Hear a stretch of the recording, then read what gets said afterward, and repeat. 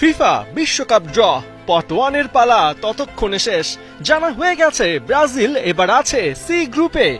এ পর্যন্ত সব ঠিকঠাকই ছিল, কিন্তু চোখ তখনই কপালে উঠল যখন মার্কিন বাস্কেটবল তারকা শাকিল ওনিল ব্রাজিলের অপোনেন্ট হিসেবে তুললেন মরক্কোর নাম। হ্যাঁ, গেল বিশ্বকাপে চতুর্থ হওয়া মরক্কোর বিপক্ষেই ব্রাজিল এবার তাদের হেক্সা মিশন শুরু করবে। মরক্কো কোচ ওয়ালিদ রেগ্রেগুইকে এ সময় বেশ হাসি খুশি দেখাচ্ছিল, আর অন্যদিকে ব্রাজিল বস কার্লো আনচেলত্তি ছিলেন সিরিয়াস মুডে। মরক্কো কোচের খুশি হবার কারণ তো আছেই। গেল বিশ্বকাপের পরপরই ওরা ব্রাজিলকে ঘরের মাটিতে 2-1 গোলে হারিয়েছিল। সেই স্মৃতি যে এখনো তাজা। 2026 বিশ্বকাপে তাই ব্রাজিল মরক্কোর পাশাপাশি হাইতি আর স্কটল্যান্ডকে নিয়ে গঠিত সি গ্রুপকেই ধরা হচ্ছে গ্রুপ অফ ডেথ হিসেবে। তবে গ্রুপ অফ ডেথ আছে আরো একটা, গ্রুপ এল, যেখানে দুই জায়ান্ট ইংল্যান্ড আর ক্রোয়েশিয়া এক গ্রুপে, আছে ঘানা আর পানামাও। অবশ্য থ্রিলার ছড়াতে গ্রুপ আইও কম যাবে না। এই গ্রুপে এমবাপের ফ্রান্স আর হালান্ডের নরওয়ের সাথে আছে সেনেগাল।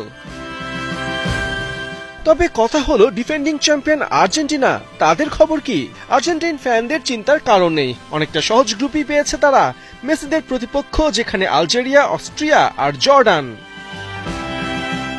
মেসির কাউন্টার পার্ট ক্রিশ্চিয়ানো রোনালদো আছেন স্বস্তিতে। উজবেকিস্তান আর কলম্বিয়া খুব একটা থ্রেট যে নয় পর্তুগালের জন্য, সেটা তো সবারই জানা। আর্জেন্টিনা, ব্রাজিল ছাড়াও বাংলাদেশের ফুটবল ফ্যানদের বড় একটা অংশ আবার জার্মানির সাপোর্টার। বলা যায় এবারের বিশ্বকাপে তাদেরও হাত কামড়াতে হতে পারে। গ্রুপ পর্বে জার্মানদের চ্যালেঞ্জ জানাবে ইকুয়েডর, আইভরি কোস্ট, সাথে আছে কুরাসাও।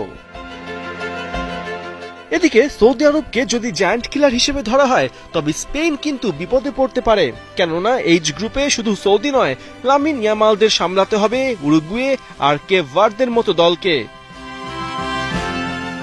সব মিলিয়ে এবারের ফিফা ড্র জুনে শুরু হতে যাওয়া বিশ্বকাপের উত্তাপের পারদ আরো এক দফা চড়িয়ে গেল। তবে মার্কিন মুলুকে এই ড্র ডোনাল্ড ট্রাম্পের জন্য বড় একটা প্রাপ্তিও বটে। নোবেল পিস প্রাইজ নয়, ফিফা প্রেসিডেন্ট জিয়ানি ইনফান্তিনো এদিন ট্রাম্পের হাতে তুলে দিলেন ফিফা পিস প্রাইজ।